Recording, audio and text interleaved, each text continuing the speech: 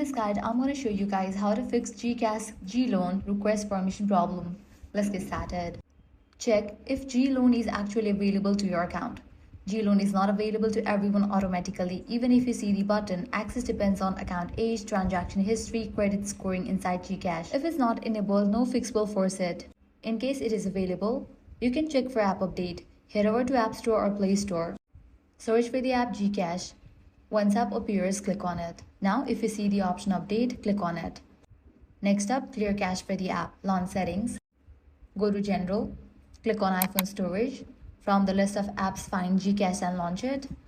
Now click on Upload app and confirm it. Then click on Reinstall app. If you're using Android device, press and hold on the GCash app. Click on App Info. Click on the option Storage. Click on Clear Cache and confirm it. Likewise, check app permission. Head back, navigate to the option Apps, find GCash and launch it. Make sure you have allowed all the permissions for it, such as storage, phone, and SMS. Next up, log out and log in back to your account. This refreshes your session and resets back-end permission checks.